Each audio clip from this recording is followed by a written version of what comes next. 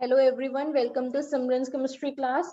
तो आज हम स्टडी करेंगे thermodynamic functions in terms of partition function. तो जो पार्टीशन फंक्शन होता है ये एक स्टैटिस्टिकल थर्मोडायनेमिक्स की टर्म है जिसे हम क्यू से रिप्रेजेंट करते हैं। इसकी फिजिकल सिग्निफिकेंस ये है कि हमें बताता है किस तरह से मॉलिक्यूल्स वेरियस एनर्जी लेवल्स में डिस्ट्रीब्यूटेड है, और यू कैन से किस तरह से जो पार्टिकल्स हैं वो डिफरेंट एनर्जी लेवल्स में इन्होंने खुद को डिस्ट्रीब्यूट कर रखा है। और ये जो क्यू होती है हमारे पास एक डायमेंशन लेस क्वांटिटी होती है, डायमेंशन लेस क्वांटिटी होती है। और क्यू जो है वो ब्रिज का काम करता है between classical mechanics and quantum mechanics. तो यानी कि क्लासिकल मैकेनिक्स जो कि मैक्रोस्कोपिक लेवल पे ऑब्जेक्ट्स के साथ डील करते हैं, क्वांटम मैकेनिक्स माइक्रोस्कोपिक लेवल पे ऑब्जेक्ट्स के साथ डील करता है। तो ये जो क्यू है वो इन दोनों के बीच में ब्रिज का काम करता है, यानी कि इन दोनों को रिलेट करता है। ठीक है, तो हमने अब क्या क्या चीजें स्टडी करनी है। हमने थर्मोडायनेमिक फंक्शंस जैसे कि इंटरनल एनर्जी, एंट्रोपी, एंथैल्पी और Gibbs free energy, Helmholtz free energy, CP, CV, इन सब की वैल्यूज जो है वो इन टर्म्स ऑफ क्यू हमने डिराइव करने वन बाय वन। तो इसमें से जो इंटरनल एनर्जी और एंट्रोपी है ये दोनों की डेरिवेशन है, और बाकी सारे जो है वो नॉर्मल थर्मोडायनेमिक रिलेशंस यूज करके हम डिराइव कर सकते हैं। तो इसमें से सबसे पहले यू की बात करेंगे और इंटरनल एनर्जी की बात करेंगे, और एंट्रोपी में हम दो केसेस देखेंगे, वो हम आगे जाके स्टडी करेंगे। तो हम सबसे पहले अपनी डेरिवेशन स्टार्ट करते हैं इंटरनल एनर्जी से।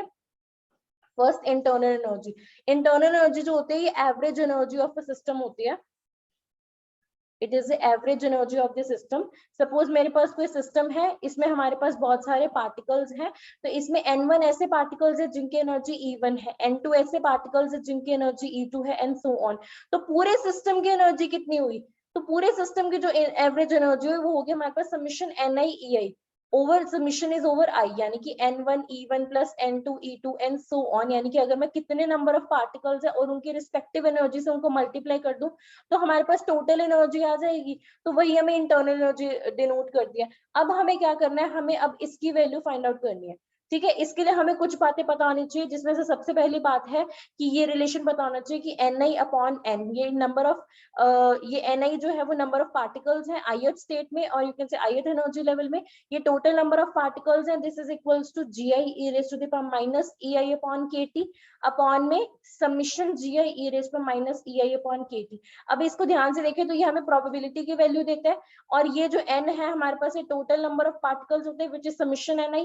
अगर ni की ये वैल्यू है तो समिशन ni की वैल्यू इसका समिशन होगी, और इस डिनोमिनेटर वाली टर्म को ही हम पार्टीशन फंक्शन q कहते हैं। अगर ये सारी चीजें क्लियर है तो इसकी डेरिवेशन इजी हो जाएगी। तो इसको हम क्या करते हैं, इसकी हेल्प से हम ni की वैल्यू निकालते हैं। तो हमें पता है जो ni अपॉन n है ना वो gi e raise to the power minus ei upon kt upon में q है। तो मुझे ni की वैल्यू चाहिए तो मैं इन सारी टर्म्स को इधर ले जाऊंगी, तो मेरे पास आएगा n upon q gi e raise to the power minus ei upon kt। अब मुझे इंटरनल एनर्जी निकालने के लिए ni की वैल्यू इसमें पुट करनी है, तो हम आगे करते हैं इसको कि u में समिशन NiEi, यहाँ पे n by Q gi e raise to the power minus ei upon kt times ei है।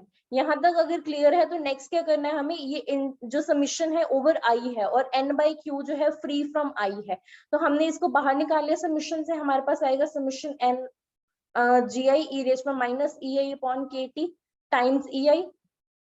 अब अगर हम इस टर्म को ध्यान से देखें तो इसमें जो ei है वो मेरे पास यहाँ पे है।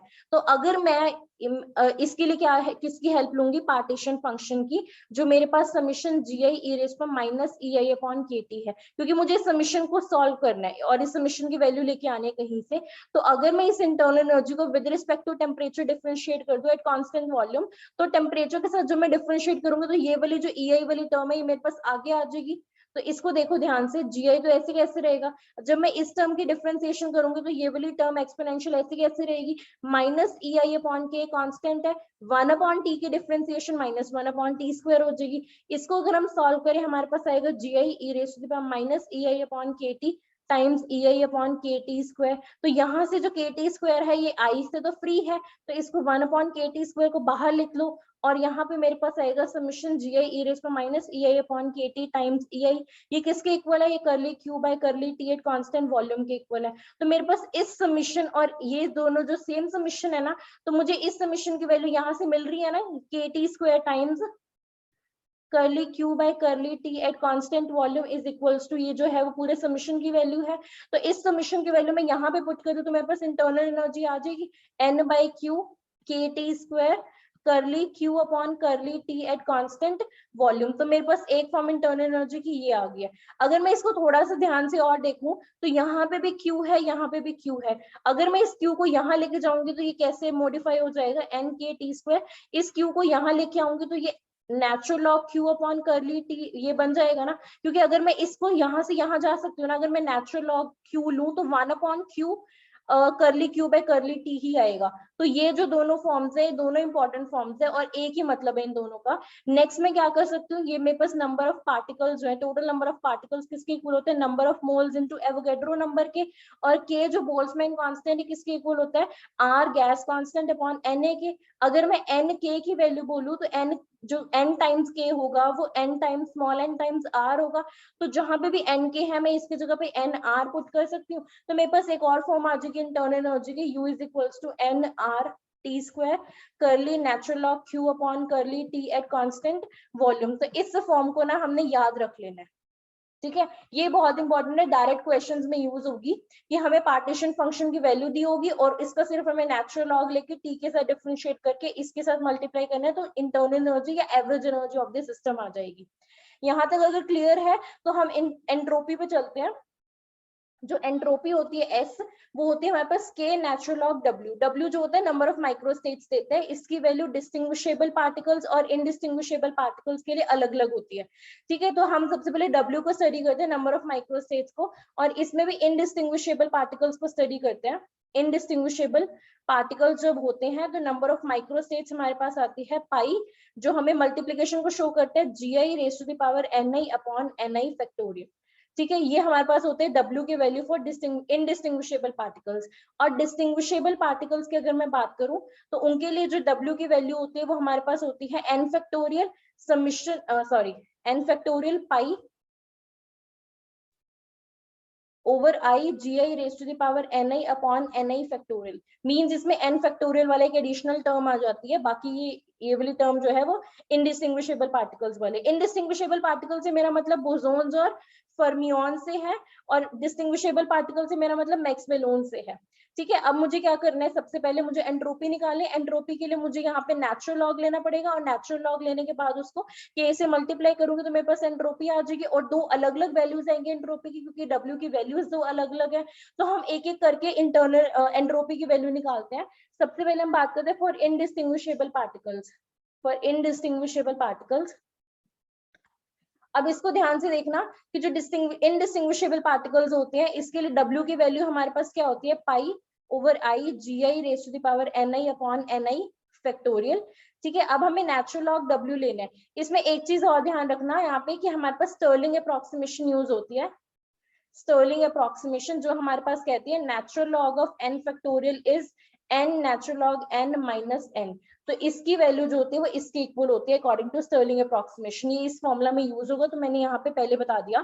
तो अब हम इसका नेचुरल लॉग लेते हैं, यानी कि natural log of this whole thing, right, pi GI raise to the power NI upon NI factorial. अब जब नेचुरल लॉग जाएगा ना अंदर तो ये पाई का समीशन बना देगा, तो यहाँ पे आएगा summation natural log of GI raise to the power NI upon NI factorial. ये इसको ध्यान रखना। अब मैंने क्या करना है, नेचुरल लॉग की प्रॉपर्टीज लगानी है। क्या कहते हैं नेचुरल लॉग की जो पावर है वो आगे आ जाएगी, और जो डिनोमिनेटर में टर्म है वो यहाँ पे ऐसे माइनस होकर नेचुरल लॉग NI फैक्टोरियल बन जाएगी। अब ये जो natural log of NI factorial है ना, सिर्फ इस चीज को फोकस में रखना कि natural log of NI factorial जो होगा वो NI natural log NI minus NI होगा, ठीक है। और अगर मैंने इसमें दोनों साइड्स पे समीशन ले लिया तो इस तरह से आएगा, और मुझे पता है समीशन NI जो होता है वो कैपिटल N होता है। अभी मैंने सिर्फ इसकी वैल्यू निकाली है, माइनस का साइन लेके हम इसको पुट करेंगे, बट उससे पहले इसकी वैल्यू हमें निकालनी पड़ेगी। अब हम इसकी वैल्यू निकालते हैं summation NI natural log GI की।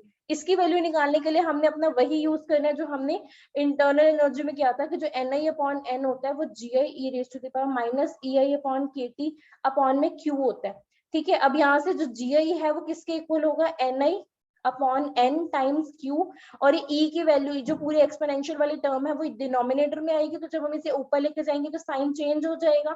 ठीक है, ये मेरे पास gi की वैल्यू है। अब मुझे इसका नेचुरल लॉग लेना है। जब मैं इसका नेचुरल लॉग लूंगी तो मेरे पास क्या आएगा, नेचुरल लॉग ऑफ ni, ठीक है, plus natural log of q, plus इसके लिए लूंगी तो ये नेचुरल लॉग से e कैंसिल हो जाएगा, अपॉन में kt minus natural log of n। अब मुझे क्या करना है, मुझे इसे ni से मल्टीप्लाई करना है। तो जब मैं इसे ni से मल्टीप्लाई करूंगी तो मेरे पास क्या आएगा, यहाँ से ni natural log ni plus ni natural log q plus ni ei upon kt minus ni natural log n। ठीक है, अब मुझे इसका समीशन लेना है, तो मैंने यहाँ पे समीशन रख दिया। इसको थोड़ा सा इसी लिख देते हैं, समीशन, इधर भी समीशन और इधर भी समीशन। ठीक है, अब मुझे इसकी वैल्यू यहाँ से यहाँ से इसकी वैल्यू मिल जाएगी। क्या आएगी इसकी value, summation natural summation ni natural log gi की वैल्यू। अब ये वाले टर्म को ऐसे कैसे रख दो, ni नेचुरल लॉग ni। ठीक है, इसकी वैल्यू को अब यहाँ पे नेचुरल लॉग q है और ये समीशन ni है, जो ये नेचुरल लॉग q तो ये समीशन से बाहर आ जाएगा, और समीशन ni हमें क्या देगा, n नेचुरल लॉग q। इसी तरह से समीशन ni ei जो हमने देख चुके हैं इंटरनल एनर्जी होती है, और ये जो है नेचुरल लॉग n बाहर आ जाएगा, और ये समीशन ni हमें क्या देगा, n देगा। ठीक है, तो यहाँ से ये वैल्यू आती है। अब मैं इसको यहाँ पे लिख रही हूँ सिर्फ कि इसकी वैल्यू तो मैं यहाँ पे लिख चुकी, plus n natural log q plus u by kt minus n natural log n। तो इसको ध्यान रखना है, इसकी वैल्यू हम निकाल चुके हैं। अब हमें नेक्स्ट क्या करना है, हमें इसकी वैल्यू जो है नेचुरल लॉग w में यहाँ पे पुट करनी है। ठीक है, तो हमने क्या किया, नेचुरल लॉग w में इसकी वैल्यू पुट कर दी। So natural log w will come out to be equal to summation ni natural log ni plus n ln q plus u by kt plus u by kt, और last term क्या आती है, minus n natural log n, minus n natural log n। ये मेरे पास किसकी value है, summation ni natural log gi की, ये पूरी वैल्यू उसकी है। ठीक है, साथ में हमारे पास एक टर्म और पड़ी थी which is minus natural summation natural log ni, जिसकी वैल्यू मेरे पास आई है ये वाली। अब मुझे माइनस साइन के साथ इसको पुट करना है, तो मेरे पास क्या आएगा, यहाँ से minus summation ni natural log ni, और अगली टर्म के साथ यहाँ पे प्लस हो जाएगा, यहाँ पे माइनस n था और ये बाहर माइनस लगा तो प्लस कैपिटल n आएगा। अब बस हमें इसे सॉल्व करना है, ये वाली टर्म इस टर्म से कैंसिल होगी। ठीक है, और मेरे पास बचा क्या, यहाँ से हमारे पास क्या बचा, इन दोनों को अगर मैं कंबाइन कर दूं तो मेरे पास क्या आएगा, n natural log q by n लिख सकती हूँ इन दोनों टर्म्स को कंबाइन करने के बाद, प्लस u बाई kt तो पड़ा ही है, प्लस n है। ये मेरे पास नेचुरल लॉग w की वैल्यू है, बट मुझे एंट्रोपी तक जाना है। एंट्रोपी जो होता है वो k नेचुरल लॉग w होती है, तो k से हमने यानी कि बोल्ट्जमैन कांस्टेंट से इस पूरी टर्म को जो है वो मल्टीप्लाई कर दिया। ठीक है, ये मेरे पास जो है वो एंट्रोपी की वैल्यू आई है फॉर इनडिस्टिंग्विशेबल पार्टिकल्स। राइट, अब इसको जो है हमने अच्छे से याद रखना है, क्योंकि हम बार बार इसकी डेरिवेशन नहीं करेंगे एग्जाम में। एक चीज और, जहां पे भी यहाँ पे एन के लिखा हुआ है ना, उसकी जगह पे एन आर हम लिख सकते हैं, तो वो उस फॉर्म में भी ध्यान रखना, क्या बन जाएगा, n r natural log q by n plus q by t plus n r. ठीक है, ये वाली भी एक फॉर्म बनती है, बस एन के की जगह एन आर पुट कर देना। ये मेरे पास डेरिवेशन है एंट्रोपी की फॉर इनडिस्टिंग्विशेबल पार्टिकल्स। नेक्स्ट हम चलते हैं for distinguishable particles. For distinguishable particles, right, इसके लिए हमें ना क्या करना है, सिर्फ हमें पता है डिस्टिंग्विशेबल पार्टिकल्स के लिए W की वैल्यू जो होती है वो होती है हमारे पास n factorial pi over i gi raise to the power ni upon ni factorial. ठीक है, और यहाँ पे मेरे पास ये W की वैल्यू होगी। अगर मैं यहाँ पे दोनों साइड में नेचुरल लॉग लूं फिर बोल्ट्जमैन कांस्टेंट से मल्टीप्लाई कर दूं तो मेरे पास एंट्रोपी भी आ जाएगी फॉर डिस्टिंग्विशेबल पार्टिकल्स, पहली बात। दूसरी बात, इसमें स्टर्लिंग अप्रॉक्सीमेशन फॉर्मूला यूज होगा, जो हमें कहता है natural log of n factorial is n natural log n minus n। तो ये फॉर्म ये चीज भी यूज होगी। अब हम इसे एक करके यहाँ पे इसको सॉल्व करते हैं। W की वैल्यू हमें पता है, हमने नेचुरल लॉग लिया दोनों साइड्स पे, क्या आएगा, natural log of n factorial plus natural log of pi gi raise to the power ni upon ni factorial. अब हमें पता है नेचुरल लॉग को जब बंदे लेके जाना है तो ये पाई का क्या बन जाएगा, समीशन बन जाएगा। So summation natural log of gi raise to the power ni upon ni factorial. और ये नेचुरल लॉग n फैक्टोरियल इसको ऐसे कैसे रखेंगे, बाद में से स्टर्लिंग अप्रॉक्सीमेशन से सॉल्व कर देंगे, प्लस समीशन ये जो है पावर आगे आ जाएगी, ni natural log of gi minus ni minus natural log of ni factorial, ठीक है। साथ में समीशन का साइन आएगा, summation natural log of ni factorial. इसको भी हम स्टर्लिंग अप्रोक्सीमेशन से सॉल्व कर लेंगे, और इसकी वैल्यू हम पहले निकाल ही चुके हैं। इसकी जो वैल्यू हमारे पास ये आ चुकी थी, बट हमने क्या करना है, इसमें पुट करना है। तो हम सबसे पहले नेचुरल लॉग w में वैल्यू पुट करेंगे, यहाँ से नेचुरल लॉग n फैक्टोरियल की, यहाँ से n natural log n minus n natural log n minus n, ठीक है। एक वैल्यू हमने पुट कर दी, प्लस में समीशन ni लोन gi है, इसकी वैल्यू हम यहाँ से पुट करेंगे, which is summation ni natural log ni plus n loan Q, summation ni natural log ni plus n natural log Q, ठीक है। ये दो हमने लिख लिया, plus u by K T minus n natural log n, plus u by K T plus n natural log n, यही आया ना हमारे पास। ये सॉरी माइनस साइन के साथ आएगा, यहाँ पे माइनस का साइन आएगा, ठीक है। अब हमने ये दो वैल्यूज पुट कर, दो टर्म्स की वैल्यूज पुट कर ली, इसकी भी कर ली, इसकी भी कर ली, लास्ट इसकी बचती है। यहाँ से भी स्टर्लिंग अप्रोक्सीमेशन हम जब यूज करेंगे, minus summation natural log ni का क्या होगा, ni natural log ni minus minus plus हो जाएगा, प्लस समीशन ni, ठीक है। ये आएगा हमारे पास। तो यहाँ से हमारे पास इसको फर्दर सॉल्व करते हैं, इसकी वैल्यू तो हमारे पास कैपिटल N होती है, इस कैपिटल N से ये कैंसिल हो जाएगा, इस summation ni natural log ni से ये वाली टर्म कैंसिल हो जाएगी, इस n नेचुरल लॉग n से ये नेचुरल लॉग n कैंसिल हो जाएगा, और मेरे पास नेचुरल लॉग w की वैल्यू आएगी n natural log q plus u by kt। अब ये w नेचुरल लॉग w की वैल्यू आई है, हमें एंट्रोपी तक जाना है, तो हमें इसको k से मल्टीप्लाई करना पड़ेगा, तो मेरे पास आएगा n k natural log q plus u by t, ठीक है। ये मेरे पास एंट्रोपी की वैल्यू आती है फॉर डिस्टिंग्विशेबल पार्टिकल्स, तो इसको हमने बहुत अच्छे से याद रखना है।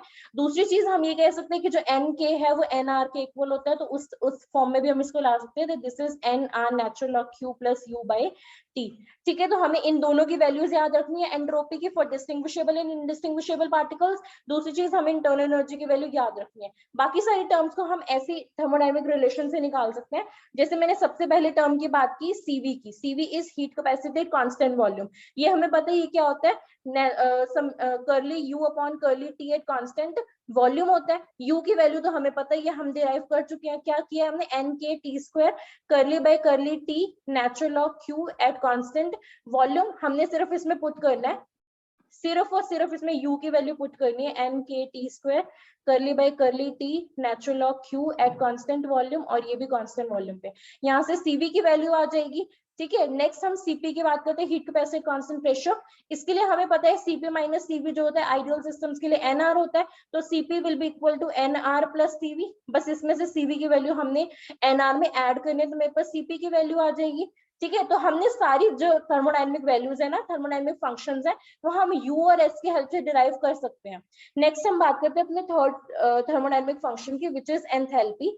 जो एंथैल्पी होते हैं वो u प्लस pv होती है, और आइडियल सिस्टम के लिए u प्लस nRT होता है, बिकॉज pv इज nRT, ठीक है। u की वैल्यू हमें पता ही है क्या होती है, u की वैल्यू कैपिटल N, अगर मैं n और k की टर्म्स में बात करूं, n k t square curly by curly t natural log q at constant volume plus nRT। इस n k को हम nr लिख सकते हैं, तो यहाँ से मेरे पास आ जाएगी एंथैल्पी की वैल्यू। नेक्स्ट हम बात करते हैं हेल्महोल्ट्ज फ्री एनर्जी की वैल्यू। जो a होती है वो हमारे पास होती है u minus T S. u की वैल्यू हमें पता है, एंट्रोपी की वैल्यूज हमारे पास दो होती हैं, फॉर डिस्टिंग्विशेबल पार्टिकल्स और फॉर इनडिस्टिंग्विशेबल पार्टिकल्स। तो दो पॉइंट्स बना लेना, दैट फॉर डिस्टिंग्विशेबल पार्टिकल्स हमारे पास s की वैल्यू पुट कर देना, एंड सेकंड पॉइंट बना लेना फॉर इनडिस्टिंग्विशेबल पार्टिकल्स, और वहां से s की वैल्यू पुट कर देना, और u की वैल्यू तो सबके लिए सेम ही रहेगी, which is n k t square curly by curly t natural log q at constant volume, ठीक है। बस हमने इसमें वैल्यूज को सब्स्टिट्यूट करना और कुछ नहीं करना, क्योंकि सॉल्व तो हो नहीं सकेंगे ये वैल्यूज। नेक्स्ट हम बात करते हैं अपने नेक्स्ट फंक्शन की, which is Gibbs free energy. ये हमारे पास क्या होता है, ये हमारे पास होता है h माइनस टी एस, ठीक है। तो h की वैल्यू हम निकाल चुके हैं, अब एंट्रोपी की वैल्यू फिर से इनडिस्टिंग्विशेबल और डिस्टिंग्विशेबल पार्टिकल्स के लिए निकाल के इसमें से सब्स्टिट्यूट कर देनी है, और इसके जो एक्सप्रेशन आएगा वो उसकी वैल्यू होगी गिब्स फ्री एनर्जी के इक्वल। यहाँ तक हमने सारी वैल्यूज निकाली है, एक सिर्फ एक छोटी सी टर्म और बचती है प्रेशर। तो प्रेशर को भी हम निकाल सकते हैं, हमें पता है कि जो DA होती है, हमें मैक्सवेल का स्क्वायर पता है ना, S P V T H G A U, ठीक है। यहाँ से हमारे पास जो डीए की वैल्यू आती है वो किसके इक्वल आती है हमारे पास, minus P DV minus S D T. अब मैं कह रही हूँ प्रेशर की वैल्यू निकालें, तो प्रेशर की वैल्यू के लिए मुझे इसको जो है वो डिफरेंशिएट करना पड़ेगा partially with respect to v at constant temperature. Constant temperature पे ये टर्म 0 हो जाएगी और ये हमें माइनस पी की वैल्यू देगा। So P will be equal to minus curly A by curly V at constant temperature. तो ए की वैल्यू तो हम निकाल चुके, तो बस उसको इसमें पुट करना है तो हमें प्रेशर भी मिल जाएगा। तो इस तरह से हम सारी थर्मोडायनेमिक फंक्शंस को निकाल सकते हैं सिर्फ यू और एस को यूज करके। और एस के दो एक्सप्रेशंस है, for distinguishable and for indistinguishable. इसको याद रखना है बिकॉज हम एग्जाम में बार बार डराइव नहीं कर सकते। यहाँ पे मैंने बट प्रॉपर डेरिवेशन करके जो जो चीजें यूज हो रही हैं वो लिख के, स्टर्लिंग अप्रॉक्सीमेशन या जो भी रिलेशन यहाँ पे यूज हो रहे हैं, तो यहाँ पे हमने डेरिवेशन कर ली है। बट और ये क्यू यू की वैल्यू भी हमने डिराइव कर ली है, बट एग्जाम में हमें इन वैल्यूज को याद रखना है। So this is all about today's video. I hope कि आपको आज की वीडियो अच्छी लगी होगी, समझ आई होगी। If you like our video then please subscribe to our channel. Thank you so much.